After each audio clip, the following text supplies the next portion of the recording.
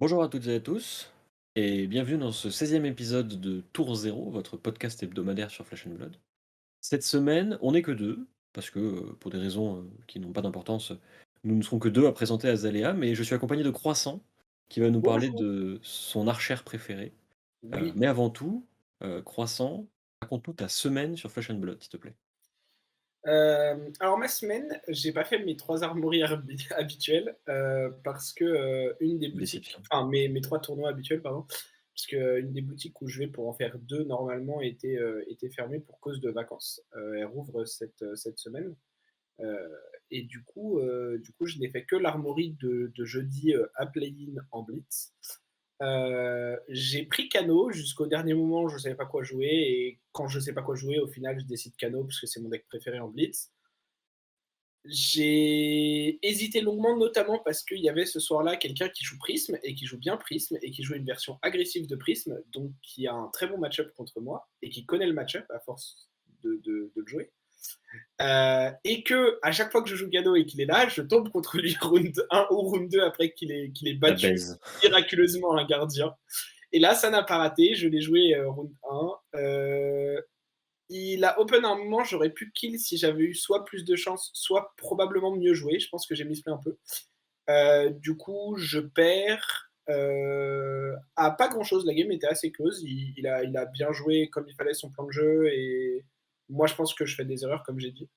Et derrière, les 3 games d'après, je joue contre Holdim, Kassai et Islander. Et honnêtement, indépendamment des joueurs et de leur niveau, parce que c'était 3 bons joueurs qui jouent bien leur deck, j'ai vraiment l'impression que Kano en blitz, c'est de la triche. Je continue à le dire. Parce qu'à aucun moment dans les games, je me suis senti en difficulté ou à ne pas pouvoir la gagner. T'as toujours des outs, t'as toujours des choses à faire, t'as des plans de jeu qui sont consistants et qui sont très forts. Enfin, c'est assez incroyable. Et comme j'adore jouer le deck, bah, c'était une bonne soirée. Donc j'ai fait 3-1 tout tranquillement. Et puis après, ce week-end, on avait une session de train avec des gens de ma team, dont PDPO, donc qu'on parlera peut-être après aussi. Oui. Mais du coup, donc, comme je vous ai dit dans l'épisode dernier, je ne sais toujours pas ce que je joue. Et après cette session de train, je ne sais toujours pas ce que je joue. Je pense que j'ai éliminé 2 decks sur les 3-4, enfin sur les 4 sur lesquels j'hésitais, dont un que j'avais déjà un peu éliminé dans ma tête. Donc là, globalement, ma décision finale, elle est quasiment à coup sûr entre Kano et Dash. Il y a Azalea qui se promène encore un petit peu, notamment pour des raisons qu'on va évoquer dans cette vidéo. Clin d'œil, clin d'œil. Mais, Mhm. mais comme les tournois que je vais faire cette saison ne sont pas dans ma région habituelle, je vais avoir beaucoup de difficultés à connaître la méta d'avance et du coup, c'est pas forcément le meilleur pick dans une méta qu'on connaît pas, Azalea. Donc voilà, faut que je vois. J'ai des arguments pour Kano, des arguments pour Dash. Je sais toujours pas. Mais sinon, sur la session en elle-même, c'était hyper cool. Parce qu'on a pu faire des games en jouant à deux, parce qu'on était 5. Donc en fait, on avait deux games en même temps. Et du coup, une personne qui pouvait regarder, commenter les plays, aider à voir des lignes dans les mains, etc. J'ai fait notamment pas mal de games avec. Enfin, pas mal. Quelques games avec Poésie où il jouait Islander et où on jouait les mains à deux pour discuter des lignes qu'on avait chacun, des plays qu'on avait chacun. Et c'est des moments que je trouve hyper intéressants parce que je trouve que quand on a la possibilité de regarder à plusieurs une game et de commenter à plusieurs des plays, des lignes de play, tout ça, c'est là où on peut vraiment prendre beaucoup de niveau parce qu'on voit des choses qu'on ne verrait pas dans une game juste en un contre un.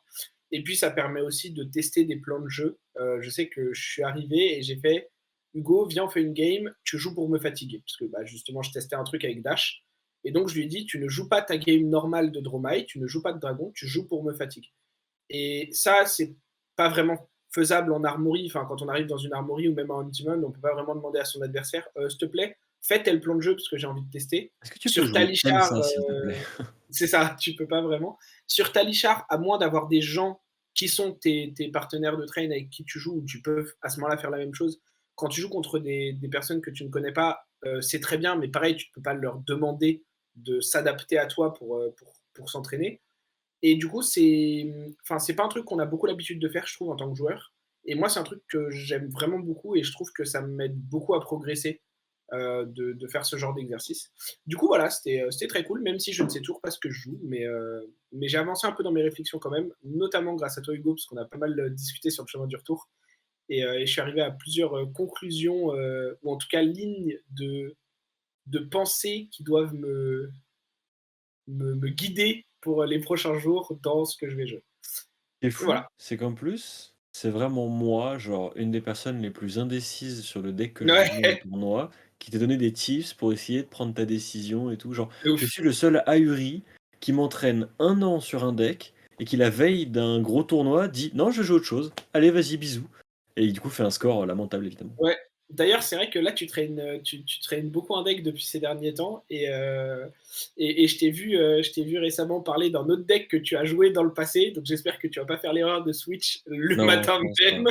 Non, je pense pas. Vu comment tu aimes bien ce que tu joues actuellement, Alors, je pense pas, mais je pense que c'est un mélange de plaisir à jouer de Romaille et de flemme de jouer un autre truc. ouais, je Genre, comprends. genre mon Dromai, il est bien slivé, il est full Mmh. foil, presque. Ouais. Heu, Flemme de jouer à autre chose. Faudrait que j'achète des cartes qui brillent, faudrait que je reslive des cartes, flemme. En vrai, je comprends Indépendamment de jouer un autre deck.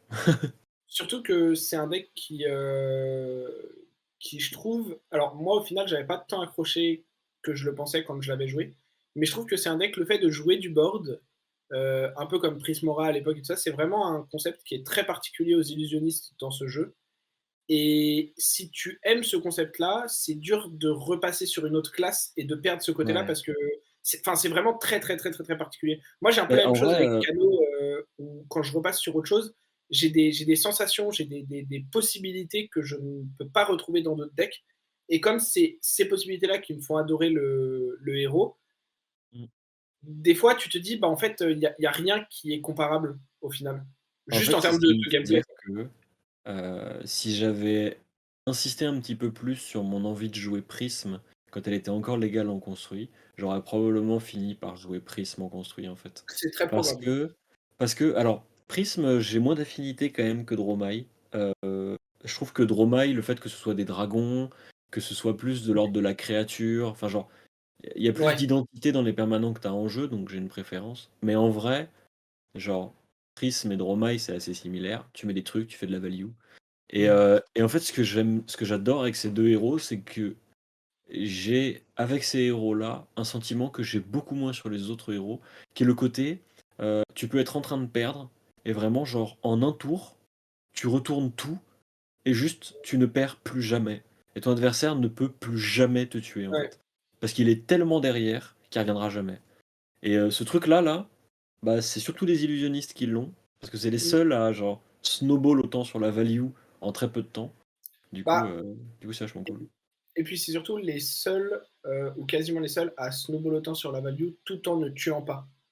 Dans le sens où, Faye ou Braillard peuvent faire des tours où tu ne reviens pas de ces tours-là après, mais ça va être des tours où tu vas faire genre, Art of War ou Channel Mount et où tu vas juste tuer la personne ou la mettre à 2 et donc elle a plus jamais le droit de faire autre chose que bloquer et là, en fait, enfin avec Dromai, la personne en face peut être à genre 35 points de vie limite et tu peux quand même faire un tour qui va te mettre en position de win et ça, c'est vrai que c'est un feeling Mmh, qui est très, très cool, je trouve.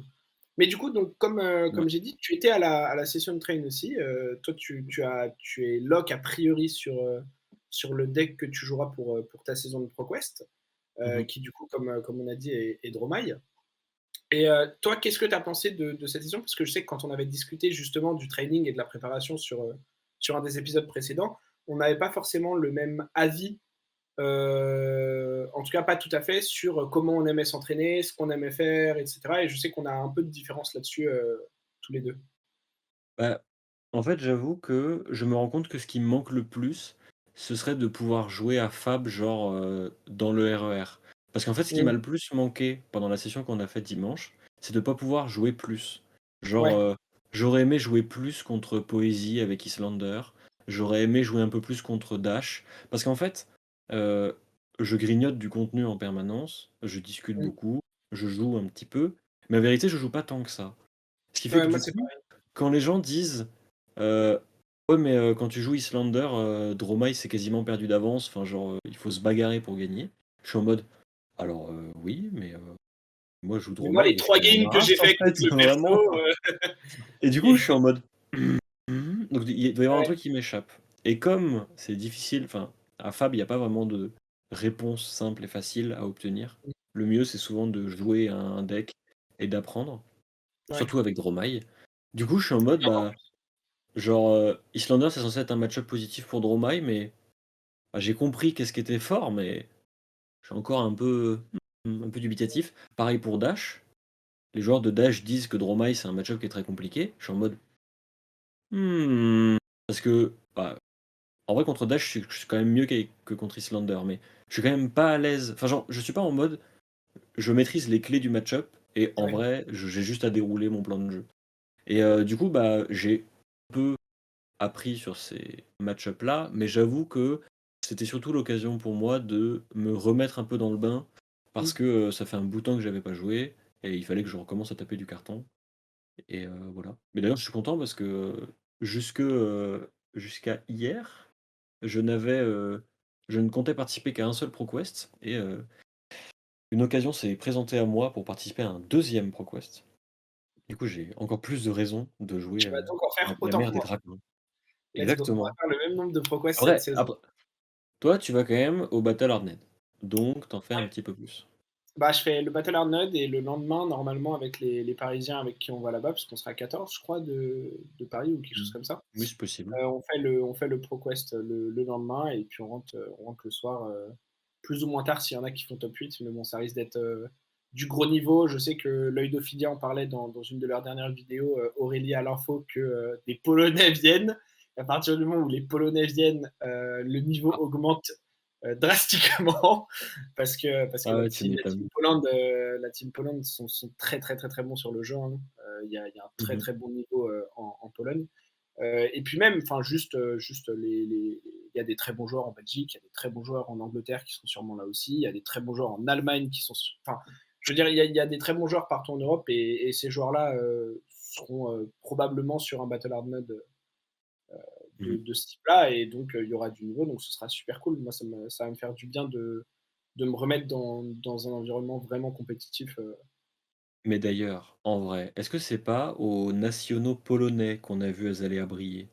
Si, si, Et du c'est coup, on va tu as parler fait d'Azalea. et du coup, Ouais, on va parler transition. d'Azalea, effectivement. Alors avant de vous afficher une quelconque liste, je vais parler un peu du personnage, en tant que tel, de ses forces et ses faiblesses et de pourquoi ça peut être un bon choix. Et pourquoi ça peut être un mauvais choix aussi. Ouais, Alors, parce on que va commencer, ouais, Azalea, en vrai, avant que tu commences, c'est un perso qui, pendant très longtemps, sur les tier list, avait carrément un tiers à lui tout seul, oui, parce que elle a un peu depuis le début, depuis qu'elle est sortie, depuis Arcane Rising, elle souffre d'une mauvaise réputation, parce que on a toujours un peu l'impression qu'il lui manque quelque chose. Et la question, c'est pourquoi est-ce que, en ce moment, elle a ce qu'il lui faut? Ou genre, qu'est-ce qui a changé pour qu'elle ait ce qu'il lui faut? alors, il y a plusieurs éléments qui ont changé. Déjà, la première chose, c'était dans Everfest. Je sais, ça remonte à loin. Il y a des gens qui n'avaient pas commencé le jeu qui nous écoutent, je suppose. Mais en fait, dans Everfest, c'est un peu passé sous le radar parce qu'il y avait Starvo, il y avait Swarming Gloomveil et Revelin Bonne carte. Runeblood. Il y Putain de avait bonne carte. Miraging Métamorphe et les auras bleues. Donc en fait, il y avait des cartes un peu dingues pour les 3 ou 4 top decks de la méta à ce moment-là et qui ont continué à être des top decks par la suite. Mais il y avait des très bonnes cartes pour Azalea, notamment Read the Glide Pass et Rain Razor. Alors Read the Glide Pass, dont on reparlera sûrement après, mais qui est un boost qui en rouge donne +3 à votre prochain arrow et Opt, et je vais reparler de la mécanique de Opt, c'est très important pour Azalea. Et Rain Razor qui est un instant qui dit ce tour, vos arrows quand elles attaquent ont +2 et qui est en plus un pitch jaune qui coûte 0. Donc Heu, vous allez voir pourquoi c'est intéressant le pitch jaune. Tu es sûr que c'est, uniquement Arrow quand elles attaquent? Parce que dans mes Oui, souvenirs, tu comme ça un non, non, c'est while attacking pour pas que tu puisses l'utiliser comme des poppers, malheureusement. OK. Ah et oui, malheureusement, Dommage. Mais oui, non, Ça avait l'air vachement bien. c'est pas comme Lightning Press, par exemple, qui fonctionne juste en ciblant une attaque. Là, c'est les arrows, tant qu'elles attaquent, ont +2. Donc c'est un peu dommage. Mais la carte reste très forte et surtout, en fait, elle a permis de jouer une carte qui est maintenant jouée x9 dans les listes, la plupart du temps d'Azalea, qui est Bolt and Shot, qui était une carte de Tales of Aria qu'on voit beaucoup dans les listes de Lexi et qui est en termes de rate pur, potentiellement une des cartes les meilleures en Ranger dans la classe, tout court. Et c'était une carte qui n'était pas enfin qu'on pouvait pas jouer en fait avec Azalea avant. Donc ça, c'était le premier gros changement, c'est qu'en fait, à partir de là, les joueurs qui jouaient déjà Azalea avaient une liste qui était plus solide et déjà à ce moment-là, le power level du deck avec Everfest avait augmenté un petit peu. Les autres facteurs qui ont amené à ce que Azalea, en tout cas de mon point de vue, l'ayant maintenant joué pas mal, soit une discussion raisonnable. Alors attention, un disclaimer, je ne dis absolument pas que c'est le meilleur deck de la méta. Loin de là, le deck a plein de Mais problèmes il dont je vais faut. parler. Mais il y a des arguments à le jouer, surtout si vous êtes bon dessus et que vous avez le temps de l'apprendre, etc. Et en fait, une des autres raisons qui fait qu'on peut reparler du deck, c'est qu'on est à nouveau dans une méta assez aggro actuellement, forcée notamment par la présence de failles et la présence de Dash qui a des listes plutôt agressives en ce moment, même s'il y a toujours les sideboards pour jouer pistol et tout ça, mais qui est considéré comme un des meilleurs decks dans la méta à venir, notamment grâce à l'ajout de Pulsewave Harpoon et pour certaines listes de Hanabi Blaster, qui sont des cartes qu'on ne présente plus, qui sont extrêmement fortes, dont on a déjà parlé plein de fois sur ce podcast. Et en fait, Azalea a un relativement bon match-up contre les decks aggro. C'est-à-dire qu'elle est très favorable dans les decks aggro, au point que s'il n'y avait pas les autres problèmes liés à Azalea de manière inhérente, les match-ups seraient probablement proches des 80-20. Sauf que comme il y a des problèmes liés à Azalea de manière inhérente, les match-ups sont plus autour des 60-40, 55-45, ce genre de choses. Mmh. Ce qui en fait quand même un pic très justifiable pour une saison de ProQuest où on s'attend à voir beaucoup de decks agressifs. Si vous avez une méta remplie de failles, de dash et de braillard par exemple, Azalea est un très bon counter pick à ces decks. Mais pourquoi du coup? Qu'est-ce qui fait Alors, qu'Azalea est si bon contre les decks aggro? justement, et du coup, Night, je vais te laisser afficher la liste, comme ça on va pouvoir voir pour ceux qui sont sur YouTube les cartes en même temps. La première raison, ça va être la carte Red in the Ledger, qui est aussi l'argument de jouer Azalea plutôt que Lexi, puisque c'est une spécialisation. Du coup, Night, si tu peux descendre un tout petit peu dans la liste et montrer pour toujours les gens sur YouTube Red in the Ledger en gros. Donc Red in the Ledger, c'est une arrow qui coûte 1 à jouer, qui attaque pour 5, qui bloque à 3, qui est une spécialisation d'Azalea, et qui dit que si elle touche un héros, ce héros ne peut, enfin le joueur qui contrôle le héros, ne peut pas jouer ou activer plus d'une action pendant leur prochain tour. Ce qui signifie que la plupart du temps, ça va réduire les tours de faille, de dash ou de braillard à une attaque. Donc un 0 pour 3 ou un 0 pour 4, ce genre de choses. Ce qui est Ah très ouf! nul. Ah ouf sur Ce qui est très nul. Et donc là, cette liste-là, dont je vais m'appuyer un peu pour parler, parce que c'est la liste. Alors, c'est à 2 cartes près, pour des raisons de méta local, la liste que je joue moi, mais celle-là, c'est celle de Lévi, qui est le meilleur joueur Azalea à mes yeux, qui fait du contenu sur YouTube sur la chaîne The Room Table of Wrath. Donc ceux qui regardent de l'anglais, il fait actuellement une série sur Azalea justement, où il fait des épisodes avec des match-ups, des commentaires de match-up, etc. Là, il a sorti sa vidéo sur Hold'em, comment jouer le match-up Hold'em et de la gameplay review contre Hold'em. Donc ceux qui sont capables de lire l'anglais, c'est du contenu, je pense, très intéressant et très pertinent. Donc n'hésitez pas à aller le voir aussi. Et c'est une personne qui, il y a environ 2 mois, je crois, a fait top 8 à un Battle Hard Node. Alors je sais plus où était le Battle Hard Node, c'était aux États-Unis, mais je sais plus où, je crois, hein. Et donc il a fait top 8 dans ce Battle Hard Node. Et malheureusement, en top 8, il a joué contre une Dromai. Et Dromai, ça me permet de faire ma Dur. transition. Dromai, c'est la principale raison de ne pas jouer Azalea. Et c'est aussi pour ça qu'en début de vidéo, je vous disais que pour moi, c'est un pic que je ne considère pas vraiment pour ma propre saison de ProQuest, parce que les tournois que je vais jouer cette saison sont pas du tout dans ma région, donc je ne peux pas vraiment prévoir le nombre de Dromai qu'il va avoir et le nombre de decks aggro qu'il y aura. et donc ça devient difficile de justifier d'un pick Azalea qui pour moi est un pick en réponse à une méta et en réponse à une méta locale que vous pouvez connaître, plus qu'un pick avec un très bon power level que vous pouvez juste apporter à un tournoi. Parce que le deck, comme je disais, a de manière inhérente des faiblesses qui vont être les mains où il n'a pas d'arrow ou il n'a que des arrows. C'est-à-dire que c'est des mains qui vont être très dures à jouer parce que soit injouables et en général bloquent pas très bien, soit au moins bloquent à peu près bien, mais ne va pouvoir que faire un 1 pour 5 ou quelque chose comme ça, puisque le deck n'a pas ou très peu de go again. Donc quand on pioche plusieurs attaques, en général, on ne peut pas se servir de toutes. Donc le deck a des problèmes de consistance inhérente liés au fait que c'est un ranger. On connaît les mêmes chez Lexi, dans des proportions un peu différentes parce que les ratios de cartes ne sont pas tout à fait les mêmes. Et le deck a aussi beaucoup de blocs 2 qu'il est obligé de jouer parce que la plupart des cartes qui boostent vos prochaines arrows pour justement tenter d'aller tall et de toucher pour vos effets on hit sont des cartes qui bloquent à 2 également. Ce qui signifie que lorsque vous n'avez pas d'arrows, vous ne pouvez pas jouer ces cartes-là et elles ne bloquent qu'à 2. Et lorsque vous avez plein d'arrows, vous ne pouvez en jouer qu'une. Au moins les autres bloquent à 3, mais vous ne pouvez pas vraiment garder la tempo si vous l'avez en faisant à nouveau gros tour sur gros tour. Et du coup, est-ce que tu as des trucs pour améliorer la consistance du deck? Est-ce Alors que c'est un justement, problème? Il y a bien des prémices de solutions. alors, il y a tout à fait des prémices de solution, c'est-à-dire que, euh, en fait, un des gros arguments de jeu de deck, comme je disais, c'est Red in the Ledger et certains autres hit effects comme celui de Remorseless euh, dans les match-ups contre les agros. Mais l'autre argument aussi, c'est que ce problème de consistance qu'on peut retrouver chez Lexi ou même dans d'autres decks de manière générale, on peut avoir des mains moins bonnes, est compensé par l'arme de Azalea et son casque. Alors son casque, c'est Skullbone Crosswrap, qui est un casque qui, une fois par tour, vous pouvez mettre face-up une carte de votre arsenal qui était face-down, et vous pouvez opt 1. Ce qui signifie que vous pouvez regarder la carte du dessus de votre deck et la laisser au-dessus ou la mettre en dessous.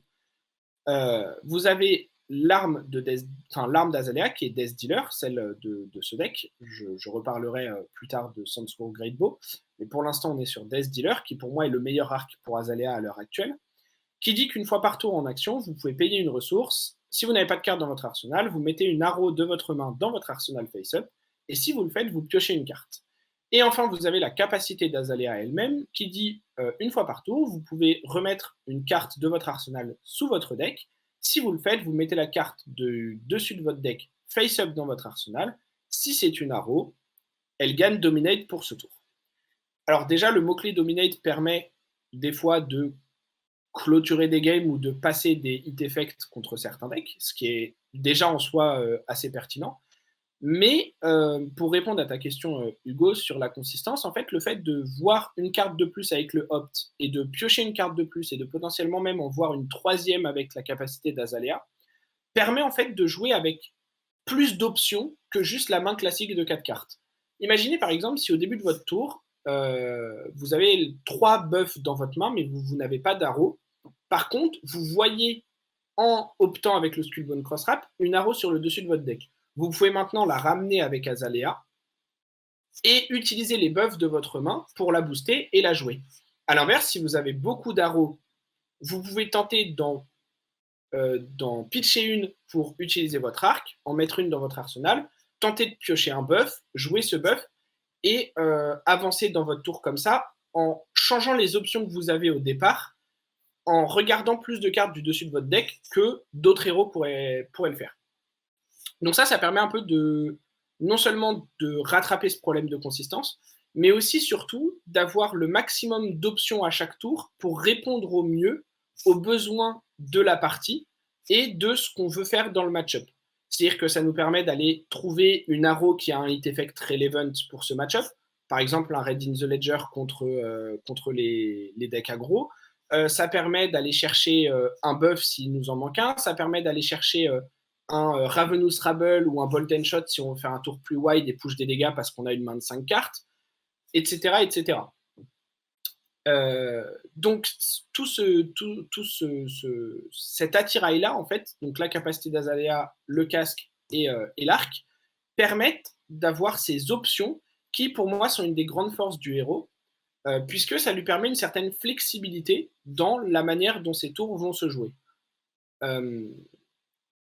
Et on retrouve cette flexibilité aussi à travers le fait que c'est, contrairement à Lexi par exemple, qui est l'autre ranger dans le jeu, Azalea peut beaucoup plus facilement se permettre de jouer des défenses-réactions et de bloquer avec ses arrows, surtout quand elle en a plusieurs en main.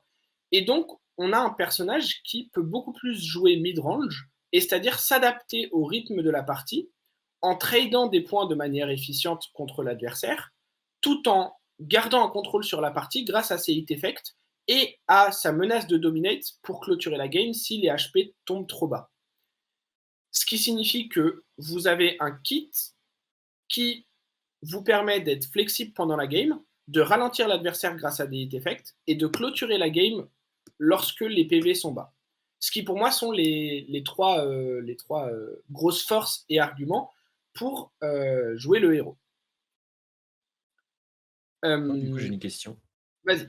Parce que les rangers, que ce soit Lexi ou Azalea, ayant un nombre limité d'attaques qui est lié aux flèches qu'ils ont dans leur deck, est-ce que le deck est pas, je pense notamment aux match-up plus lents, on a déjà parlé un petit peu de Dromai, mais aux match-up comme les gardiens ou ce genre de choses, est-ce que c'est pas aussi le moment où ils se retrouvent un petit peu en difficulté à cause du nombre limité d'attaques ou d'autres paramètres?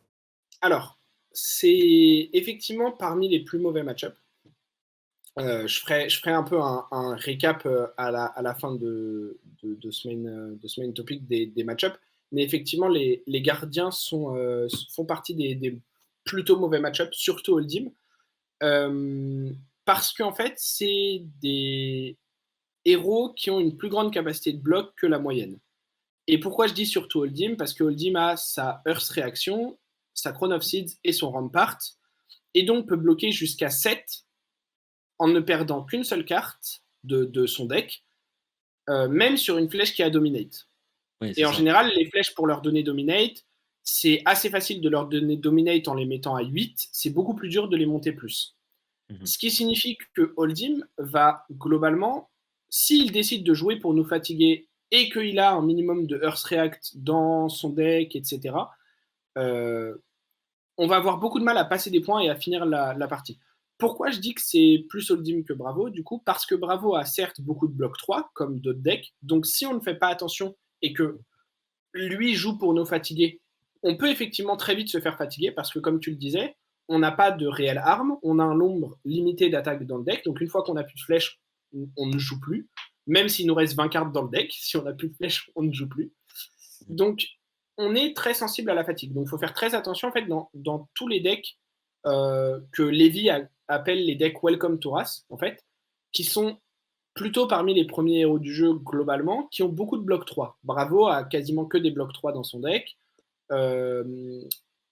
Dash aussi, par exemple, fait partie des héros qui ont beaucoup de blocs 3. Dorinthea fait partie de ces héros qui ont beaucoup de blocs 3. Reinhardt aussi, même s'il a aussi des blocs 0, mais la plupart de ses cartes bloquent pour 3.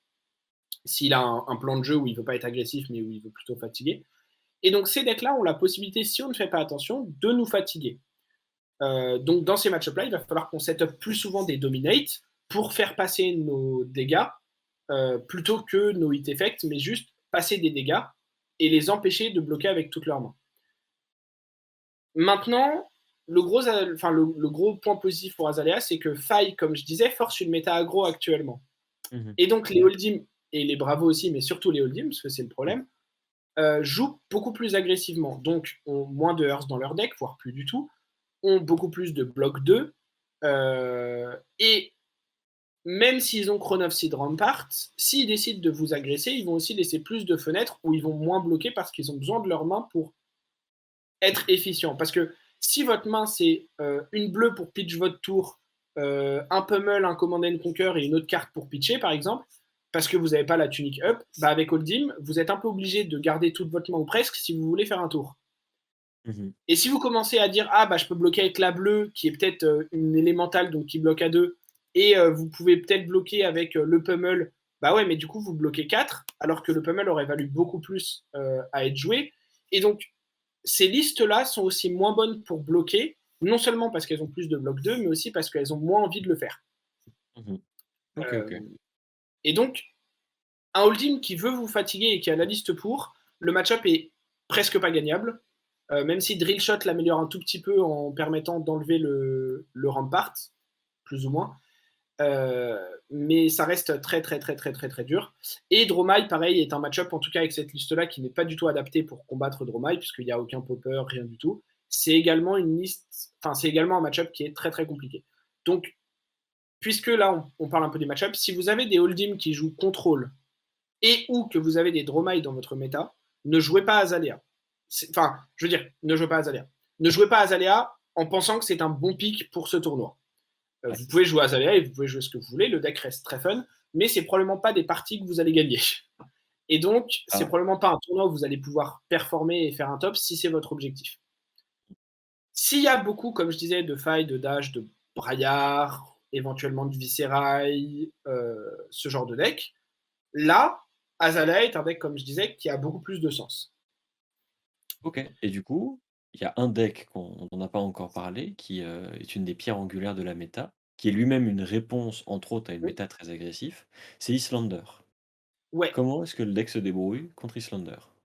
Alors, c'est. Il se débrouille pas, au secours. Non, en fait, c'est un peu étonnant parce que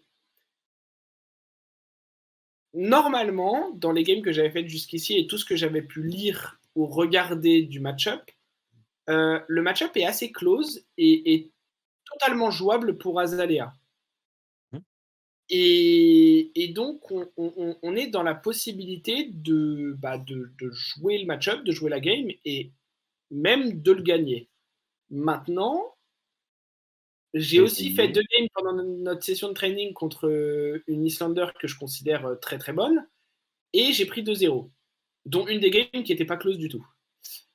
C'est aussi des games où il a plutôt bien pioché. Moi, j'ai pioché plutôt average. Donc, c'est pas forcément les games les plus représentatives et c'est que deux Ouais. games. Mais voilà, je pense que le match-up est pas facile. Je pense que, en fait, de manière. En gros, je pense que le match-up est pas défavorable fondamentalement. Mais les hit effects qu'on a ne sont pas relevant ou presque pas dans le match-up, pour la Ouais. plupart. Mmh. Euh, et Islander a les Stormstriders. Ce qui Ouais. signifie que, de- au départ, en fait, il y a un power level qui est différent. C'est-à-dire qu'il n'y a pas fondamentalement ce que je veux faire n'est pas ultra contré par ce que veut faire Islander et inversement, puisque mes hit Mais effects ne juste, l'atteignent pas trop, mais il y a juste des son meilleures power cartes, level en est fait. au-dessus. C'est ça. Ouais. Il y a des meilleures cartes, il y a Stormstriders. Et donc, le fait que le deck soit meilleur fait que le win rate d'Islander va augmenter un petit peu et passer un peu devant. Euh, Mmh. Même si le match-up est totalement gagnable. Et je pense pas, voilà, je pense pas que ce soit un mauvais match-up. Juste, malheureusement, c'est la réalité que Azalea n'est pas le deck avec le meilleur power level. Et donc, vous allez avoir des match-ups où vous allez, enfin, surtout des parties plus que des match-ups, où vous allez un peu vous faire check par ah bah oui, il a Ether Ice Vein rouge, Into il a Wounded Bull, Into il a un Channel Lake Frigid, Into il a un deuxième Channel Lake Frigid, et puis après il a Stormstriders Ouais. pour me tuer. Et là, du coup, tu es un peu à la ramasse et c'est Et voilà. compliqué. Et ces games-là, quand la plupart des cartes que vous jouez sont on-rate ou un peu under-rate, et que lui, toutes les cartes qu'il joue sont over-rate, ou presque, bah ça devient compliqué au tour par tour. Vous perdez 1, 2, 3 points par tour de cycle, enfin par cycle de tour, et vous retrouvez derrière. Bah, en vrai, c'est un truc que j'avais remarqué avec Azalea, qui est lié notamment à ces 2 spécialisations, Mhm. Nox the Death Whistle et Red in the Ledger. C'est que c'est un héros qui va avoir des cartes, qui sont situationnellement très, très puissantes, Ouais. mais qui dépendent énormément en fait, du héros de l'adversaire, du Mhm. moment où elles sont utilisées et en vrai, Nox the Death Whistle, c'est quand même un banger de carte quoi. Genre c'est la carte est trop bien avec la capa d'Azalea. En fait, elle me fait un peu penser à Become the Arc Knight, pour En fait, Visceral, qui est une carte ouais. qui offre tellement de possibilités Mhm. qu'elle est intéressante, en fait, par essence. Genre, Oui, oui, elle est oui. une des pour lesquelles on voudrait jouer Azalea, Bah, avec en Red in the fait, Ledger. elle est bleue, elle bloque à 3 et elle a un effet qui est très relevant qui vous permet en fait de mettre une carte Arrow de votre deck sur le dessus de votre deck, de reload, donc de mettre une carte dans votre arsenal face down si vous n'en avez pas, pour pouvoir après utiliser la capacité d'Azalea et échanger cette carte-là qui était avant dans votre main contre la flèche à qui du coup on donne Dominate. Ce qui permet non Souvent, seulement est Red d'aller in the Ledger. chercher tout le temps, Souvent. souvent, qui est Red in the Ledger. En même temps, tu dis ça, mais je pense que dans toutes mes parties récentes, la plupart du temps quand j'ai knock, Mmh. la plupart du temps, une grande partie du temps quand j'ai knock, c'était pour headshot. Mais, mais, mais Ouais, voilà. mais Mais j'y pense parce que les effectivement, 2 vont très bien ensemble, quoi. voilà, effectivement, ça permet d'aller chercher, notamment contre les agros, par exemple, Red in the Ledger, qu'on peut dominate. Et s'ils n'ont pas énormément de blocs d'équipement ou qu'ils l'ont déjà utilisé, ça permet d'être sûr ou presque que le Red in the Ledger va toucher et Mmh. l'empêcher de jouer. Maintenant, ça coûte beaucoup, puisque ça coûte une carte entière, voire plus ou moins deux si vous n'avez pas d'arsenal, voire plus si vous ne pouvez pas pitcher au départ pour Death Dealer pour piocher une carte et la remplacer. Donc en fait, c'est une ligne de play qui coûte beaucoup en cartes, mais qui peut être très forte, comme tu disais, à certains moments et contre certains héros, donc de manière situationnelle. Et Et du coup, est-ce que ouais, tu vas-y. aurais des lignes de play à nous présenter? Des séquences qu'on voit, qu'on retrouve? Enfin, moi, j'en ai quelques-unes en tête parce que je t'ai affronté pas mal de fois avec le deck, mais je pense que c'est beaucoup plus intéressant quand tu en parles. Donc, Alors, en fait, ce qui est intéressant, c'est qu'il n'y a pas vraiment, en tout cas de mon point de vue, il n'y a pas vraiment de ligne de play au sens de mini combo à connaître. mmh, À part que Rain Razor est une carte qui va extrêmement bien avec Bolt and Shot. ouais, c'est marqué, quoi. Mais voilà, mais parce que ça donne en instant speed, ça donne le go again et le hit de reload au Bolt and Shot, donc c'est extrêmement fort. Comme je disais, hein, c'est la carte dans Everfest qui a rendu Bolt and Shot jouable pour Azalea et qui lui permet aussi de faire plusieurs attaques par tour des fois. Et à part ça, en fait, les cartes sont plus ou moins interchangeables à certains moments de la partie. Et en fait, c'est pour ça que je parlais de la flexibilité. Ce qui va être intéressant, c'est d'utiliser au mieux les ressources auxquelles on va avoir accès entre la pioche du Death Dealer, la capacité d'Azalea éventuellement, le opt de Crossrap. Et donc, toutes ces informations-là qu'on va avoir en plus pendant le tour, comment on va faire pour utiliser au mieux et pour séquencer au mieux pour faire le meilleur tour possible. Après, plus que des lignes spécifiques, ça va plus être des concepts de lignes, on va dire. Et pour ça, je vais reprendre des exemples qui ont été donnés par Lévi dans son avant-dernière vidéo, qui est son 101 d'Azalea, qui est en fait une vidéo d'une heure que j'avais partagée sur le Discord France d'ailleurs, qui revient sur beaucoup de basiques pour Azalea. Et une des choses notamment qu'il dit, et avec laquelle je suis tout à fait d'accord, qui est très intéressante, c'est qu'il y a beaucoup de gens, quand ils commencent avec Azalea, qui utilisent la capacité d'Azalea pour dominer une flèche, pour tenter de passer son effet on hit. Et certes, c'est des fois une très bonne chose, mais imaginons par exemple que contre Faille ou contre Braillard, vous ne bloquez pas un tour, vous prenez, je sais pas, 14 dégâts, ou vous bloquez très peu un tour, pour pouvoir utiliser votre Nox the Death Whistle, reload d'une carte, aller chercher une flèche, pitcher pour la flèche, jouer un boost, et faire une flèche, 8 dominate avec Red in the Ledger. Ok. Si au début de ce tour, vous n'aviez pas d'arsenal, pour faire ce 8 dominate avec Red in the Ledger, ça signifie que vous n'avez toujours pas d'arsenal pour le tour suivant. Et l'arsenal est extrêmement important dans Azalea parce qu'il permet de opt avec Crossrap au début de votre tour. Donc déjà, première chose, vous n'avez pas d'arsenal au tour suivant. Deuxième chose, imaginez maintenant que donc vous avez pris 14 dégâts pour tenter de mettre 8 et l'adversaire a un e-strike en main. mmh. L'adversaire va bloquer avec une carte, prendre 5 ou 6 dégâts selon si la carte bloque 2 ou 3, jouer e-strike pour 7, arsenal une nouvelle carte. Vous n'avez absolument pas gagné ce cycle de tour. Mais vraiment pas. Si vous prenez le même genre de ligne, mais que vous utilisez le Nox the Death Whistle pour pitcher une flèche de votre main, peu importe celle qu'elle est, jouez un boost de votre main plutôt que de le pitcher, piochez une carte avec Death Dealer pour rembourser votre arsenal, jouez un deuxième boost, vous avez maintenant une flèche à 11, plus un arsenal pour le tour d'après. Cette flèche peut avoir ou pas un on-hit relevant, mais soit vous allez push des dégâts et équilibrer un petit peu le cycle de tour qui vient de se passer, puisque vous avez pris 14, vous pushez 11 avec potentiellement un hit effect, ou l'adversaire va bloquer avec des cartes, et s'il bloque avec des cartes, ça fait un peu le même effet qu'aurait fait Red in the Ledger, puisque vous vouliez lui forcer à avoir un tour moins bon. Mmh. Et donc, s'il bloque avec des cartes, les decks aggro actuellement, plus ils ont de cartes en main, donc 3, 4, 5 avec un arsenal, plus ils sont efficaces et plus leur tour en général est exponentiellement bon. Pardon. Parce qu'il y a des cartes comme Channel Moon Heroic, parce qu'il y a des cartes comme Art of War, parce qu'il y a des cartes comme Pulse Wave Harpoon, Maximum Velocity, qui sont des cartes qui, plus vous avez de cartes en main, plus elles deviennent fortes. Et donc, si vous arrivez en forçant des blocs à enlever des cartes de la main, en général, ça peut avoir autant de value, voire plus, que le hit effect que vous venez de mettre.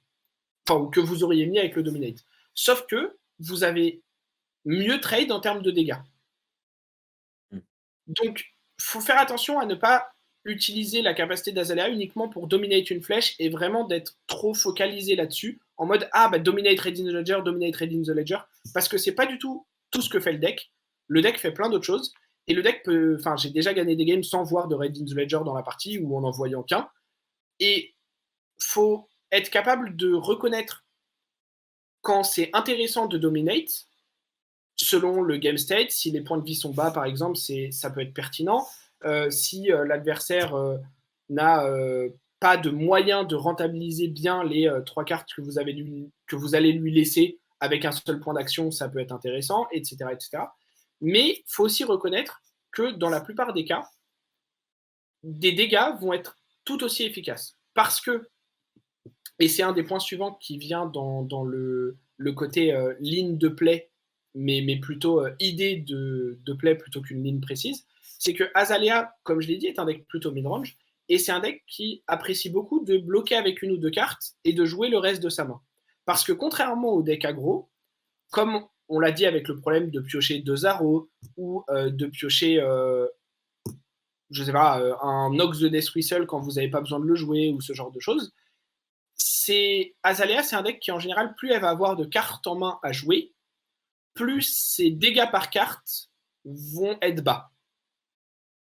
C'est-à-dire que là où elle est la meilleure en général, c'est avec des mains de 2 cartes qui vont lui permettre de pitch pour une arrow, jouer l'arrow et garder une carte en arsenal, ou jouer un boost et faire 2 cartes pour 8 avec un hit effect. Et ce genre de play pattern, c'est en général là où Azalea va être la meilleure.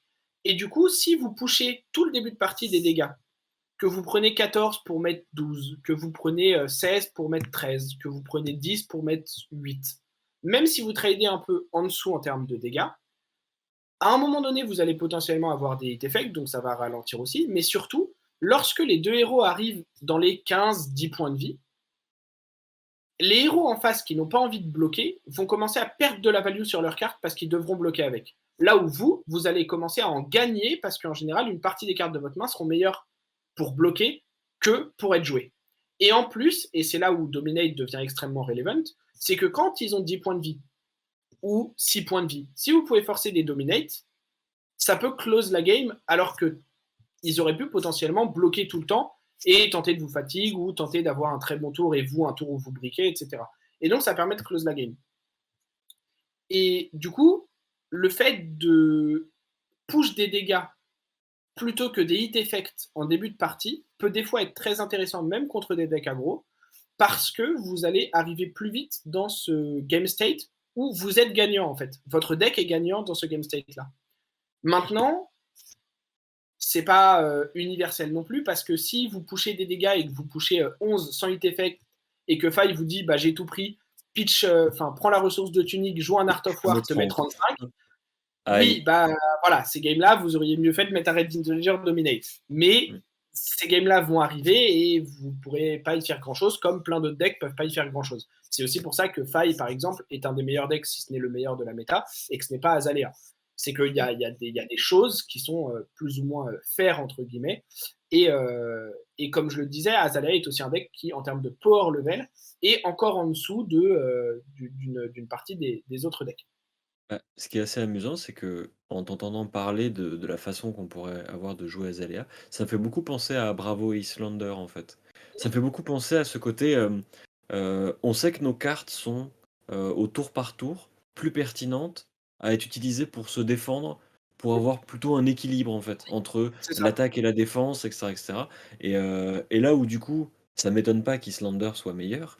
C'est Mmh. parce que, le fait qu'Islander puisse jouer sur 2 tours, là où Azalea ne pourrait jouer sur qu'un seul tour, Ça donne renforce. naturellement beaucoup plus de valeur à ces cartes. Mais du coup, Mmh. ça m'y fait penser parce que ça rejoint aussi l'idée que sur Bravo, par exemple, le fait qu'on puisse donner Dominate à une attaque va souvent être plus une erreur qu'une bonne idée sur certaines Ouais, attaques et en fonction du moment de la partie, de la conjecture, de l'attaque qu'on veut jouer, et cetera, et cetera. exactement. Et en fait, faut toujours vous demander en fait, Azalea, c'est un personnage qui doit toujours se demander combien chaque carte vaut à tel moment de la partie. Encore plus que dans d'autres decks, parce que les réponses, selon les tours et selon les cartes et les mains que vous avez, vont être très différentes. Je dis encore plus que dans d'autres decks parce que, par exemple, une Braillard qui joue des attaques, ses attaques vaudront quasiment tout le temps 2 points pour bloquer et 4 points pour attaquer. Donc c'est très très très très rare que vous ayez plus de value à bloquer avec que à attaquer. Si c'est un on-hit très pertinent qui ferait que vous gagneriez plein de points à le stopper, ça devient meilleur de bloquer avec, même si c'est que à 2. Mais en général, vous allez plutôt vouloir jouer la carte. Maintenant, il y a des cartes dans Azalea. E-Strike, par exemple, c'est une carte qui, théoriquement, quand vous la jouez, si vous renvoyez une carte en dessous et que vous la jouez pour 7, c'est une carte qui a 3,5 de value alors qu'elle n'a que 3 en bloquant. Mmh. Certes. Mais imaginons que votre main, c'est une main qui fasse des choses et qui, dans ces choses-là, si vous jouez le E-Strike, vous empêche de mettre un buff sur un Red in the Ledger ou vous empêche d'arsenal une carte, etc. Bah, peut-être que les 0,5 de value que vous gagnerez sont en fait beaucoup perdus par le fait de ne pas pouvoir arsenal la carte ou de ne pas pouvoir donner un boost à Red in the Ledger. Et donc à ce moment-là, vous allez plutôt vouloir bloquer avec le E-Strike, même si théoriquement on a envie de le jouer, parce que sa value défensive va, dans le contexte de votre main et du reste de ce que vous avez à faire, être meilleure que sa value offensive. Et c'est pour ça que je dis, il faut toujours essayer de comprendre ce que notre main fait, les lignes de play qu'on a comme possibilité. Pensez aussi aux outs qu'on peut avoir avec la pioche de Death Dealer et l'opt de Crossrap. Donc c'est important aussi de bien connaître son deck et d'essayer un minimum de se rendre compte de ce que vous pitchez, ce que vous mettez en dessous, et donc des odds que vous avez de voir telle ou telle carte, et surtout tel ou tel type de carte quand vous allez opt sur les cartes au-dessus, etc. Parce que ça vous permet aussi d'adapter. Et il faut toujours voilà, faire ces calculs-là pour utiliser au mieux chaque carte de votre main. Parce que dès que vous allez commencer à ne pas les utiliser de manière optimale, comme en plus votre héros de base est entre guillemets moins bon que le héros en face, dans beaucoup de cas, si en plus vous commencez à ne pas utiliser vos cartes de manière optimale, bah ça va très vite devenir compliqué. Ouais. Et justement, ça va être un peu mon dernier gros point que je voulais avoir pour vous parler du héros et de comment il joue, c'est justement le rôle théorique de chaque carte qui, comme je viens de le dire, va changer selon le contexte de votre main. Mais vous avez des rôles théoriques des cartes. C'est-à-dire que premièrement, vous avez les cartes défensives. Vous avez les arrows, vous avez les cartes de ressources, vous avez les turn ender et vous avez les turn starter ou extender. D'accord? Je vais revenir sur chacune de ces rubriques, vous inquiétez pas.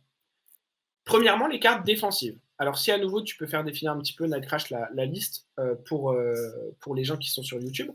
Les cartes qu'on va appeler défensives, et vous allez voir qu'il y a des catégories qui ont des overlaps, c'est toutes les cartes qui vont bloquer à 3 ou plus. Donc, ça va être notamment les défenses réactions, les 3 Fate Forcing, 3 Below, 3 Atol Yugot. Mais ça va être aussi toutes vos arrows, qui sont des cartes qui bloquent à 3.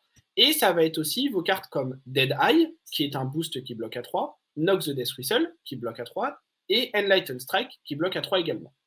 Donc ça, c'est vos cartes défensives. Ce qui signifie que si vous devez bloquer, vous allez préférer bloquer avec ces cartes-là, avant de bloquer avec les autres cartes qui bloquent à 2. Ça, c'est des maths assez simples. Ensuite, vous avez donc les arrows. Ça, pareil, c'est assez facile à voir. C'est les cartes qui sont vos attaques arrows. Donc, il y en a un certain nombre. Et voilà, c'est par exemple Headshot, comme l'affiche Knight pour les gens sur YouTube. Donc ça, c'est les cartes qui ont le sous-type arrow. Et ça, c'est facile à reconnaître. Hein. C'est les cartes que vous allez mettre dans votre arsenal, jouer, attaquer avec. Super, super. Ensuite, vous avez, et c'est là où les concepts non, pardon, il y a les cartes de ressources avant, et après on vient aux deux concepts vraiment intéressants. Donc les cartes de ressources, ça va être notamment vos cartes jaunes et bleues, Pourquoi jaune? Parce qu'en général, vous allez pitcher une ressource pour Death Dealer et une ressource pour votre flèche, et donc c'est très rare que vous ayez besoin de plus qu'une jaune pour votre tour. Ce qui permet aussi de garder une certaine densité de menaces dans votre deck et d'avoir un second cycle qui est de meilleure qualité, parce que vous avez plus de jaune que de bleu, comme on aurait dans d'autres decks. Et donc ces cartes, ça va être des Read the Glide Path jaunes, des Memorial Ground, des Bolt and Shot jaunes, des Headshots bleus, voilà. Donc c'est toutes vos cartes bleues et jaunes qui vont être vos cartes de ressources, et c'est en général avec celle-là dans une main donnée que vous allez préférer utiliser pour pitcher avant de devoir pitcher une rouge et du coup de devoir pitcher 2 cartes. Même si des fois ça arrive, on est obligé. Et on en vient maintenant aux 2 dernières catégories qui sont pour moi les plus intéressantes et qui sont en général celles qui vont vous dicter un petit peu selon à quel point vous allez bloquer ou non dans le tour. C'est les turn ender et les turn extender. Alors, qu'est-ce que j'appelle les turn ender? Les turn ender, en général, c'est les arrows. Ça peut être e-strike aussi, mais en général, c'est les arrows. Pourquoi? Parce que les arrows, par défaut, sauf si vous utilisez Snapdragon Scalers dessus, par exemple, ou Perch Grapplers, elles n'ont pas Go Again. Bolt and Shot à Go Again, donc il va aller dans les 2 catégories, j'en reparle juste après. Mais donc, en général, lorsque vous faites l'action de jouer un Red in the Ledger, par exemple, c'est en général la dernière action de votre tour, puisque cette action-là n'aura la plupart du temps pas Go Again. C'est ça qu'on appelle des turn enders, d'accord? Ce qui signifie que lorsque dans une main vous avez deux turn enders, donc 2 Red in the Ledger par exemple, en général, ça peut être intéressant de considérer de bloquer avec l'un des deux, puisque vous ne pourrez pas jouer les deux, très probablement. Et l'autre catégorie, c'est les turn extenders. Les turn extenders, ça va être des Ravenous Rabble, ça va être des e-strike à qui vous donnez le mode Go Again, ça va être tous vos boosts, puisque jouer un boost, étant donné qu'il a Go Again, vous permet de refaire une action après. Ça va être les Bolt and Shot que vous boostez pour leur donner Go Again et pour pouvoir refaire une action après. Donc toutes ces cartes-là, ça va être vos turn extenders.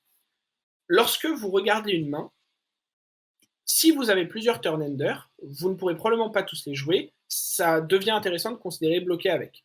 Si vous avez des turn extenders et un turn ender, et que c'est une bonne value par carte ou que c'est un hit effect pertinent, etc., ça devient potentiellement plus intéressant et plus pertinent de ne pas bloquer avec ces cartes, parce qu'elles vont avoir plus de value à être jouées. Et c'est pour ça que je disais tout à l'heure, sur le fait que e-strike a des fois plus de value à bloquer que à être utilisé pour jouer, parce que s'il vous coûte votre point d'action ou s'il vous coûte une autre carte qui vous permet d'être un meilleur extender en termes de value, le e-strike aura en général plus de value à être juste utilisé pour bloquer, parce que vous ne pourrez pas l'utiliser comme turn extender sans que ça ruine le reste de votre tour. Vous avez déjà un turn ender, et c'est une carte qui bloque 3, donc c'est une carte avec laquelle vous avez envie de bloquer. Et donc tous ces facteurs-là et ces rôles de cartes, c'est les choses que vous devez essayer d'avoir en tête et d'analyser lorsque vous piochez une main, ou lorsque vous optez une carte, ou lorsque vous piochez une carte avec Death Dealer, ou lorsque vous choisissez quelle carte vous allez arsenal, ou lorsque vous choisissez quelle carte vous allez utiliser pour bloquer, pour maximiser la value de chacune de vos cartes. Et ça, c'est très important, parce que, excuse-moi, si vous arrivez à faire ça, c'est là où votre deck va être au maximum de ses capacités, en fait. Et du coup, là, tu parles de la liste de Lévy qui est considérée Ouais. comme, probablement une référence. Est-ce qu'il y a des comment dire? Des sortes de ratios à respecter pour, ces différents éléments, entre les ressources, les extenders, les turnenders et cetera et cetera? Alors, il y a un ratio qui est le plus important, qui est celui de flèche. Lévy le répète corps et âme sur le Discord international, ça me fait rire à chaque fois. Il n'a fait aucun calcul mathématique savant de probabilité, mais Au euh, feeling. il dit qu'au feeling, avant il jouait 21 arrows dans un deck de 60, et il avait l'impression d'avoir beaucoup de mains sans arrows ou de mains un peu clunky. Il est passé à 24, Mmh. donc de mémoire je crois que c'est 40% d'arrows il avait dit. Mmh. Et il essaye de maintenir ce ratio-là, même quand il board up à plus que 60 cartes, pour des match-ups qui pourraient le fatiguer, par exemple, pour éviter pour avoir plus de cartes dans le deck. Mmh. Et il essaye de maintenir ce ratio de 24%, quitte à rentrer les arrows bleus comme Bolt and Shot et Headshot, qui sont principalement pour être des bleus contre Islander, mais de 40%, et de garder ce ratio en fait de 40%, donc qui est en général de 24 arrows à peu près sur 60 cartes, pour avoir un bon feeling et avoir assez d'arrows par main. Parce que, en plus, en fait, si vous avez pas d'arrows dans une main, la main en général sera injouable. Si vous avez 2 arrows dans une main, la main est moins bonne, mais c'est pas grave parce qu'il y a une des arrows qui bloque à 3. Mmh. Et vous êtes un deck qui accepte de bloquer. Vous êtes Mmh. très d'accord avec le fait de bloquer quand vous jouez à Du Azalea. coup, c'est pas très grave Du finalement. coup, c'est Enfin, beaucoup dans moins grave. les arrows coûteront moins que si ça avait été une main injouable finalement. Exactement. Vaut mieux avoir 2 arrows que 0. Donc c'est mieux d'en avoir un peu plus. Et n'hésitez pas même à être à encore un peu plus que ça si vous voulez au début, pour prendre en main le deck, pour avoir le feeling et pour être sûr de ne pas rater des tours où vous n'avez pas d'arrow. Euh, Maintenant, il y a, je crois que de mémoire, c'est entre 15 et 18 les boosts dans les 60. Mmh. Les boosts vont être plus utilisés lorsque on va moins vouloir bloquer, parce que comme c'est des cartes qui bloquent à deux, c'est des cartes qui bloquent mal, donc plus on a envie de bloquer, moins on a envie d'en avoir. Et c'est des cartes qui sont meilleures quand on les joue, et donc quand on les utilise comme turn extender, comme je disais. Et donc plus vous allez vouloir bloquer dans un match-up, et trade des points et trade en mode mid-range, moins vous allez vouloir ces boosts et ces turn extenders, et plus vous allez vouloir de cartes défensives. Donc c'est là où vous allez mettre peut-être un ou deux boosts en moins, et vous allez rentrer les Fate Forcing, les Atolugot et les Sing Below par exemple, si elles sont intéressantes dans le match-up. À l'inverse, dans les match-ups où vous allez très peu, voire pas du tout bloquer, parce qu'il n'y a pas de hit effect, parce que le match-up vous demande de pousser des points.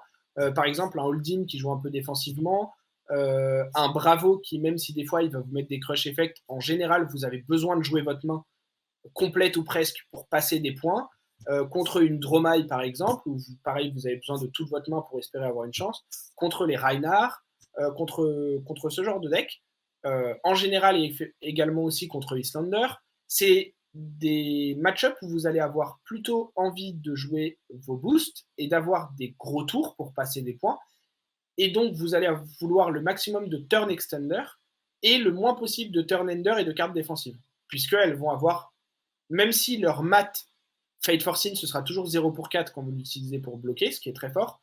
Si vous avez, enfin, dans ces match-ups-là, un 0 pour 3 qui booste aura souvent plus de value qu'un 0 pour 4 qui bloque. Et Très donc, bien. c'est ces trucs-là. Mais, et c'est pour ça que j'ai pris pour cet épisode la liste de Lady et pas la mienne, qui a deux cartes de différence, mais on s'en fiche. C'est aussi parce que le lien de cette liste, qu'on vous mettra dans la description évidemment, a de mémoire, parce que j'ai regardé encore ça cet après-midi, tous les match-ups, peut-être qu'il en manque un ou deux, mais qui ne sont pas des match-ups méta-relevant, tous les match-ups en sideboard, donc vous avez la liste de ce que Levi side contre tous les match-ups. Donc vous pouvez regarder pour YouTube, là, si tu veux, par exemple, Night Crash, si tu peux nous mettre en haut, passer de default match-up, où on voit qu'il y a 42 cartes dans le main board qui a priori ne bougent jamais, et passer par exemple au match-up Islander ou au match-up Hold'im, tiens, parce que c'est intéressant, Hold'im il rentre toutes les cartes. Par exemple, contre Hold'im, on voit qu'il est à 71 cartes. Il rentre tout sauf les Atoliogot, qui est une très mauvaise carte contre Hold'im. Et il joue avec une stack complète au cas où le Hold'im tente de le fatiguer. Et ça, voilà, vous l'avez. Si tu peux remettre, par exemple, contre Faille, pour voir ce qu'il fait contre Faille. Contre Faille, par exemple, comme... alors, si tu peux encore descendre un petit peu. Voilà. Contre Faille, il va vouloir bloquer un petit peu. Il ne rentre pas toutes les défenses réactions parce qu'il a besoin d'être proactif quand même. Mais il va rentrer les Atolugot parce que, c'est une excellente carte contre. Et il va également rentrer les Sing Below parce que c'est un match-up où il sait qu'il va devoir bloquer et qu'il va devoir prendre des trades en bloquant et en jouant avec un peu moins de cartes. Et du coup, dans ces match-ups-là, le Sing Below devient beaucoup plus intéressant qu'un boost 0 pour 3. Et comme on est en face dans un match-up aussi qui va très peu bloquer, on a moins besoin de pousser nos arrows à 8, 11, 14 avec des boosts, puisque une arrow à 5 dominate ou à 8 dominate peut largement suffire pour toucher son hit effect. Donc ça, c'est des choses qui sont pas immuables, qui sont pas ancrés dans ce que vous voulez et qui peuvent être amenés à être un peu modifiés, à changer un petit peu. Mais globalement, voilà, c'est pour ça que j'ai pris la liste de Lévi, déjà parce que c'est la référence sur le personnage. Hein. Moi, je vous ai dit, c'est à 2 cartes près cette liste que je joue, pardon. Et je la trouve vraiment très bonne. Mais c'est aussi parce que du coup, voilà, dans le lien qu'on va vous mettre dans la description, vous aurez du coup tous les match-ups et comment Lévi side contre ces match-ups-là, de manière à pouvoir vous lancer directement si vous voulez jouer le deck sans avoir besoin de trouver forcément par vous-même. Parce que même moi, en ayant joué le deck, il y a des moments où je me dis attends, est-ce qu'on veut vraiment cette carte dans ce match-up. Des fois, c'est un peu compliqué de vraiment percevoir quelle carte va pouvoir avoir quel rôle. Et donc, c'est pas sûr. Donc, ça vous fait une très très bonne base pour commencer. Ouh, j'en profite, petite transition. Je vois que dans la liste, il joue Deadeye et toi aussi. Oui. Je sais que la carte est essentiellement jouée parce que elle a des bonnes stats, c'est-à-dire qu'elle est jaune d'un côté, elle bloque à 3 de l'autre, ça suffit. Mais il y a Et, marqué et, et elle donne plus 3. et elle donne +3, c'est vrai. Mais il y a C'est aussi c'est un marqué plus jaune qui donne +3, et qui bloque à 3, c'est extraordinaire. il y Vraiment, a c'est aussi une carte. marqué une histoire Ouais, de aim counter. Mais effectivement. à ce que je sache, il y a pas moyen de mettre des aim counter dans cette version-là du deck. Du coup, Effectivement. est-ce que tu nous aurais pas tweeté un truc avec des aim counter? Effectivement. Alors, pour compléter la transition, cette liste-là, effectivement, donc la liste d'Azalea de Lévi, c'est la liste que je vous recommanderais si vous jouez Azalea déjà ou si vous voulez l'essayer pour votre saison de ProQuest. Euh, c'est la liste que je vous conseillerais de jouer à l'heure actuelle, qui pour moi est la meilleure liste. Avec éventuellement, comme je le disais, il y a une ou deux cartes qui peuvent changer. Par exemple, les Sigil of Solace, c'est une très bonne carte dans Azalea parce qu'elle est très flexible, mais c'est pas une carte qui est indispensable du tout. Vous pouvez la remplacer par des Smashing Good Time si vous avez beaucoup de dash, par éventuellement des poppers si vous avez des Dromai et que vous voulez quand même jouer Azalea. Voilà, il y a deux, trois cartes qui sont un peu flexibles dans les slots, mais sinon, honnêtement, c'est quasiment les 80 meilleures cartes qu'on peut avoir pour Azalea, à mon sens, à l'heure actuelle, lorsqu'on joue la version avec Death Dealer, qui pour moi est la meilleure version. Maintenant, il y a un arc très sympathique qui s'appelle le Sandscour Great Bow, qui est sorti dans Dynasty, et qui effectivement, comme tu le disais, PDPU, permet de jouer avec les aim counters. Alors les aim counters, c'est des choses qui vont permettre de renforcer certaines de vos cartes, qui sont les cartes de Dynasty. Donc soit donner des effets supplémentaires à des arrows, soit, comme on l'a vu avec Dead Eye, donner des effets supplémentaires à des boosts, qui en général, pour la plupart de ces effets, vont être très forts. En général. Mmh. Il y en a qui sont un peu underwhelming, mais en général, ils vont être très bons. Sunscrew Great Bow, c'est un arc qui dit une fois par tour en action, vous pouvez pitcher une ressource, vous regardez la carte du dessus de votre deck. Si c'est une arrow, pardon, vous pouvez, après avoir regardé cette carte, du coup, vous pouvez mettre du dessus de votre deck ou de votre main une arrow dans votre arsenal face-up. Lorsqu'une arrow est mise face-up de votre arsenal depuis le deck, vous mettez un aim counter dessus. Les aim counters ne sont pas des choses qui s'en vont à la fin du tour ou quoi que ce soit, donc vous pouvez garder une arrow dans votre arsenal, elle aura toujours son aim counter. Alors pourquoi cet arc est intéressant? Il y a plusieurs raisons. La première, c'est que ça fonctionne avec la capacité d'Azalea. Donc si vous ramenez une Arrow avec Azalea, elle aura un aim counter et dominate. Donc on voit une petite synergie. La deuxième chose, Belle c'est que regarder une carte du dessus de votre deck, ça peut être bien. C'est souvent moins bon que de piocher, comme le fait Death Dealer, mais ça permet aussi des fois de compenser des mains où vous auriez 0 arrow, ou vous auriez une très mauvaise arrow, en voyant une sur le dessus de votre deck. Et donc en une sorte de pouvant, opt, quoi. voilà, une sorte de opt, mais qui permet d'être, dans les cas où vous avez une arrow, en général, meilleur que le opt ou la pioche de Death Dealer. Mmh. Donc dans ces cas-là, le deck enfin, l'arme est plus pertinente. Le troisième argument de le jouer, c'est du coup les aim counters, tout simplement, parce que ça renforce beaucoup de vos cartes. Et le dernier petit argument aussi, même si là on voit que dans la liste là, il y a Skullbone Crossrap, il y a aussi New Horizon en sideboard. Euh, et d'ailleurs, à cause de ce New Horizon en sideboard, je l'ai mis parce que je voulais en parler, mais du coup, la liste est à 81 cartes. Donc si vous la prenez telle quelle, enlevez une carte, c'est important. Mmh. Mais en fait, Sandscour Great Bow, contrairement à Death Dealer, ne dit pas que vous devez ne pas avoir de carte dans votre arsenal pour mettre une arrow. Ce qui signifie que vous pouvez, grâce à New Horizon, avoir 2 zones d'arsenal, mettre une arrow, utiliser les aléas, même en blind, parce que du coup, vous n'avez plus le opt de Skullbone Crossrap, mettre n'importe quelle carte de votre deck en blind avec Azalea. Si c'est une carte bien pour votre tour ou une arrow qui du coup gagne Dominate et un M-Counter, vous la jouez. Sinon, vous pouvez juste la laisser là pour un tour d'après. Si c'est une défense-réaction, elle peut être utilisée pour défendre le tour d'après, etc. Et contrairement à dans la liste classique, où si vous faites ça et que vous tombez sur une mauvaise carte que vous ne pouvez pas jouer ou qui vous change complètement votre tour en moins bien, bah c'est très mauvais. Là, vous pouvez juste jouer avec votre haute zone d'arsenal avec le Sunscore Greatbow. Donc c'est un argument aussi qui, parce que New Horizon est une pièce d'équipement qui est très forte, donc c'est un argument en faveur de Sunscore Greatbow de pouvoir jouer avec cette pièce d'équipement. Mmh. Maintenant, de manière du coup plus sur les cartes avec des counters, puisque c'est ça l'argument principal de jouer le Sandscourge quand même. Il y a donc, comme tu l'as dit, Dead Eye. Dead Eye qui est une carte qui dit si une arrow a un counter, elle gagne quand elle hit un héros, vous regardez leur main, vous choisissez une carte, ils la discardent. C'est extrêmement fort. C'est Ah extrêmement ouais. fort. C'est fumé. C'est fumé. L'effet est incroyablement fort. Vraiment, l'effet est Mais incroyablement fort. Mais il faut un aim counter. ouais, faut y Ensuite, aller vous quand même avez pour l'activer. ouais. Ensuite, vous avez Longshot, qui est une des arrows en bleu que j'ai mis dans la liste, notamment parce que cette liste, comme vous allez plus souvent, comme vous n'allez pas piocher, les tours où vous allez vouloir faire payer un Frostbite ou jouer une carte qui coûte 1 dans vos boosts comme le Dead Eye, que vous allez plus souvent jouer que pitcher, contrairement à la version Death Dealer, vous allez un peu plus souvent avoir besoin de bleu, donc j'ai mis un peu plus de bleu, il y a un peu plus de bleu dans cette version. Longshot, c'est tout simplement une arrow qui coûte 0 et qui a plus 2 si elle a un counter. Voilà, un effet classique. Pour push des dégâts, c'est bien. Elle bloque à Vous avez 3, elle est bleue. bloc à Parfait. 3 et les bleus, c'est bien. Vous pouvez éventuellement considérer, si vous jouez une liste comme ça, jouer les rouges aussi, qui du coup partent à 3 et passent à 5 si elles ont un counter. C'est pas mauvais.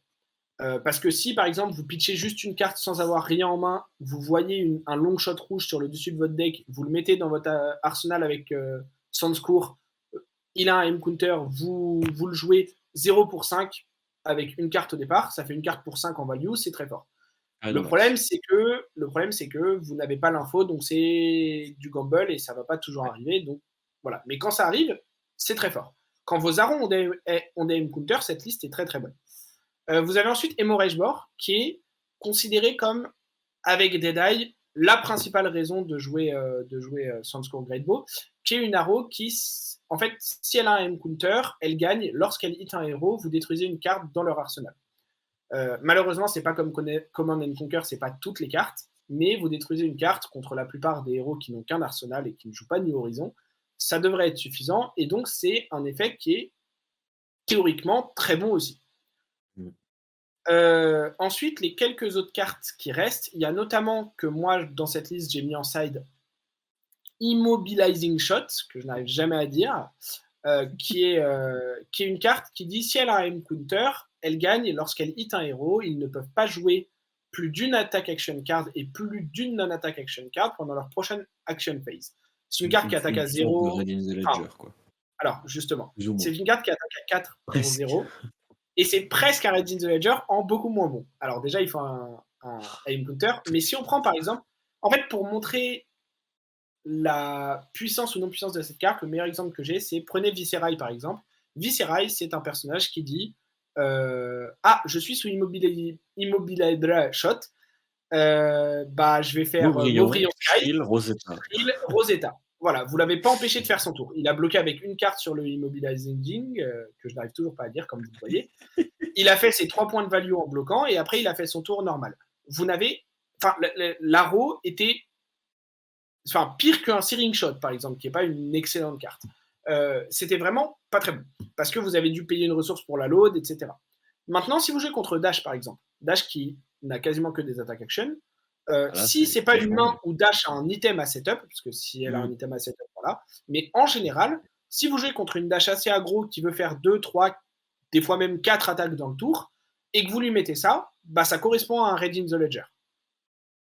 En fait, ce qui est dommage, c'est surtout que, la carte, elle a une rate qui est plutôt OK, 0 pour 4, Mhm. mais En fait, je pense que le plus important avec les cartes, à M-Counter, Sunscore Greatbow et cetera, c'est qu'on attend Outsiders, en fait.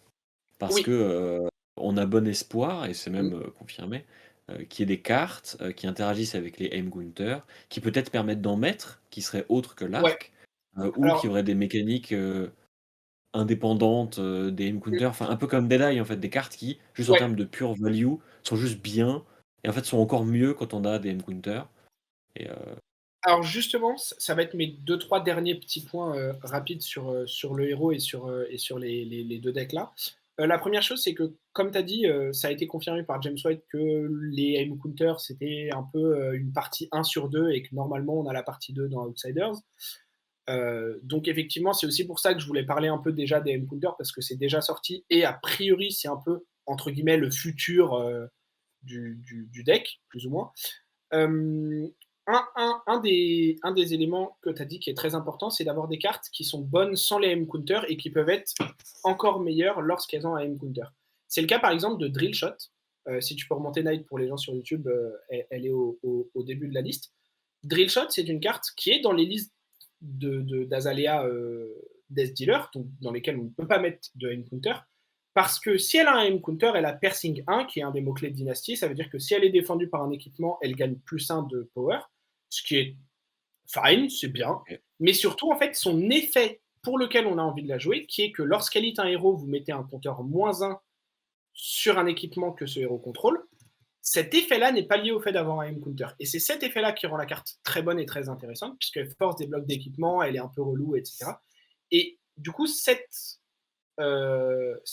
haro-là est l'exemple parfait, de mon point de vue, de ce qu'on pourrait attendre des M-Counter et de plus de cartes dans Outsiders, qui sont des cartes Mmh. qui sont jouables et sont bien lorsqu'on n'a pas de M-Counter et qui sont encore meilleures lorsqu'on en a un. Mmh. Parce que par exemple, Hemorrhage Bore, si on revient juste avant, quand on a un M-Counter, la carte est très bien, très forte. On peut péter un Ouais. arsenal, c'est menaçant. Lorsqu'elle n'en a pas, c'est un 1 pour 5 pour lequel on a du pitch qui n'a pas go again. C'est Critical Strike. Et Critical Strike, c'est une Mmh. carte qui est jouée dans aucun deck. Donc, Mmh. c'est pas une bonne carte. Mmh. Enfin, c'est même pire que Critical Strike parce qu'il faut la load. Donc, en fait, c'est Ouais. 2 pour 5. Si en C'est plus elle vraiment vient pas pas du. ouf. Enfin, et si elle a pas Ouais. de M-Counter, ça veut dire qu'elle vient pas du deck. Donc, c'est pitcher une carte pour jouer ça de votre main sans rien. C'est nul. Et c'est pour ça Mmh. qu'on n'a pas envie de jouer Sandscroll Greatbow pour le moment parce que c'est pas assez consistant forcément, ou alors ça demande d'avoir des cartes un peu moins bonnes et d'avoir un deck un peu moins bon. Et en plus, on perd la draw de Death Dealer qui est excellente. Si on veut avoir les M-Counters, on doit load du deck, etc. On va pas pouvoir toujours le faire. Et quand on load pas du deck, les cartes sont vraiment pas bonnes. Parce que ça veut dire qu'on perd la draw de Death Dealer et qu'on a des cartes qui sont en général d'un moins bon rate que les cartes qu'on joue normalement.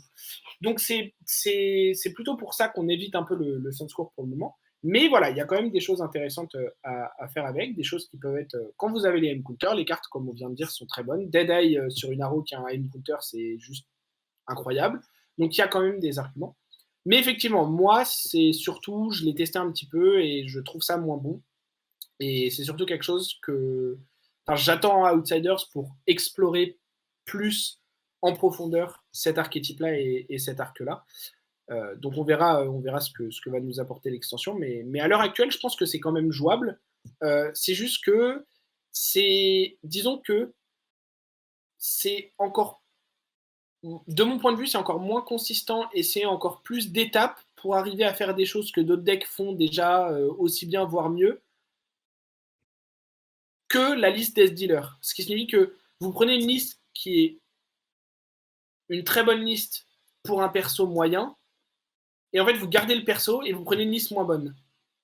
Ouais, Ce qui pas pour ouf. moi est, enfin voilà, c'est encore plus se mettre des bâtons dans les roues en fait.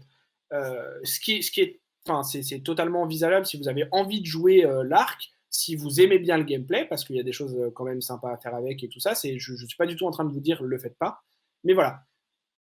Il y a un seul argument de mon point de vue à potentiellement jouer Sandscore Greatbow plutôt que la liste Death Dealer si vous considérez jouer Azalea lors d'un ProQuest. Et ça va revenir aussi un petit peu avec le fait que ce qu'on disait sur le fait que vous jouez Azalea s'il y a des agros, c'est si vraiment il y a beaucoup, mais vraiment beaucoup de failles et de dash, et pas ou très peu de Runeblade, Le Sunscore Great Bow vous permet d'avoir accès à Immobilizing Shot, Ouais, le la qui est carte une là. carte qui, dans ces match-ups, est plus pertinente. Parce qu'en fait, le gros problème de cette carte, c'est surtout qu'elle n'empêche pas les Elle est armes pas d'être toujours bien, activées. quoi. Mmh. Alors que Rage in the Ledger empêche de faire une attaque puis une arme. Mmh mh. Là, vous pouvez faire une attaque puis une arme. Donc même faille, en fait, peut faire 6 au Ouais. minimum. Mais 6 au lieu de 14 ou de 25, ça reste bien. Donc en fait, dans les Bon. match-ups qui font vraiment beaucoup d'attaques et dont les tours sont quasiment tout le temps que des attaques, la carte est quasiment comme Red in the Ledger. Et dans Mmh. ces match-ups-là, elle devient, pour le coup, assez, voire très forte. Mmh mh. Donc dans ces match-ups-là, ça peut être une considération de la jouer, et pour ça, de jouer Sandscore Great Bow, et donc de jouer Sandscore Great Bow comme arc de manière générale. C'est aussi des match-ups où Hemorrhage Bore et Dead Eye sont des très bonnes cartes avec leur effet d'aim counter aussi, donc ça peut être pertinent. Maintenant, si Mmh vous mh. avez des Runeblade qui peuvent utiliser non-attaque, attaque, puis Rosetta, la carte fera rien contre, donc c'est moins pertinent. Si vous avez beaucoup de decks qui de toute façon veulent faire qu'une action par tour, des Bravos, des trucs comme ça, c'est moins pertinent aussi. L'autre argument potentiellement, mais pareil, il faudrait changer encore la liste aussi parce qu'il faudrait jouer d'autres cartes que celles qu'on joue là, notamment des poppers. Ce serait d'éventuellement considérer de jouer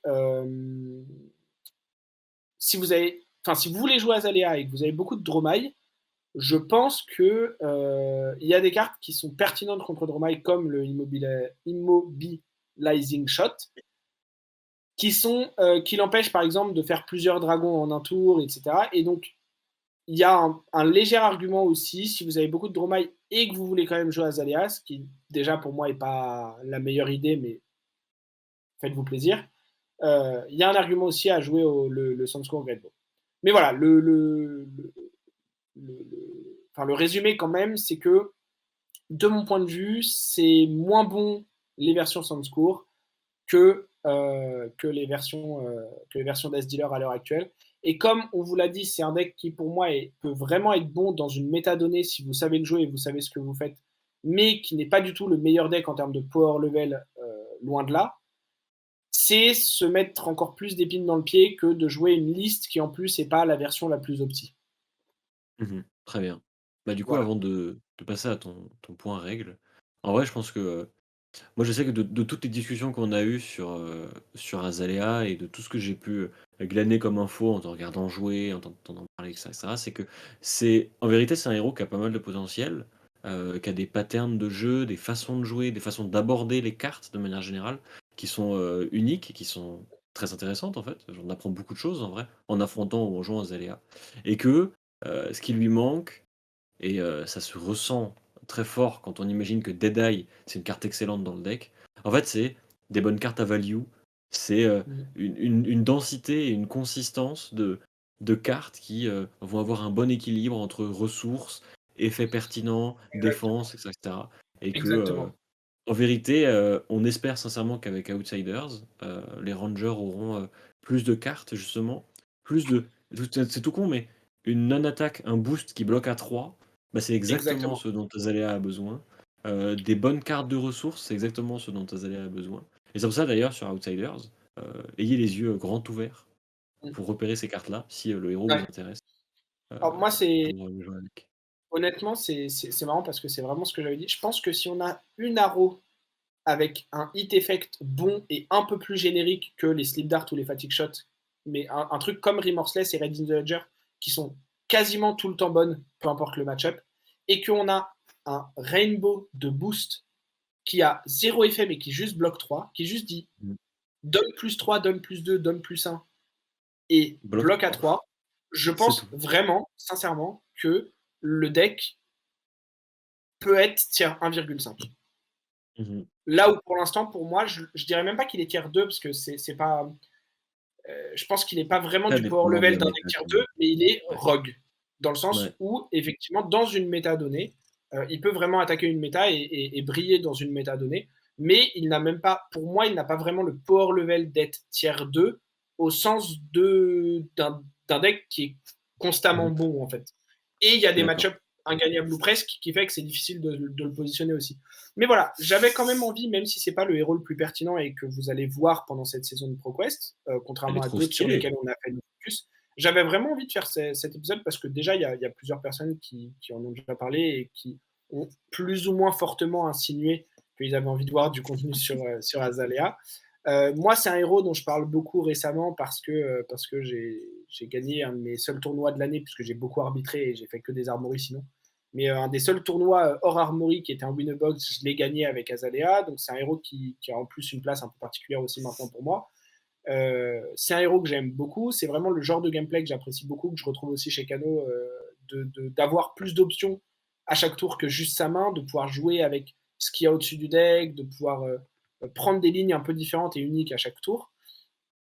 Et je pense que c'est un perso qui, comme tu l'as dit, Hugo, et comme je l'ai dit, a du potentiel vraiment dans une méta donnée et surtout a en plus de ça, et c'est aussi pour ça que je voulais le présenter déjà pour la communauté, peut devenir un très bon deck.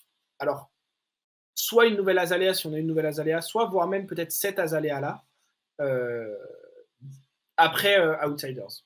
Donc, Mmh. GT, et si vous voyez un boost qui bloque à 3, moi je le jouerai. Let's go. Voilà, let's go. Sur ce, le point règle. Le point règle. Alors, le point règle, c'est encore moi qui vais parler. C'est moi qui fais beaucoup de parlotte cet épisode. Mais, Pas mal. on fait un tour de rôle. Hein. La semaine dernière, vous Mmh. entendiez beaucoup la voix de Knight.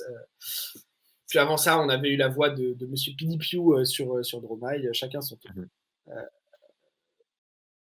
mais du coup, donc le point de règle de cette semaine, ça va être très simple. Ça va juste être une question de timing et un petit peu de priorité sur le stalagmite qui va permettre d'illustrer en fait un peu les propos.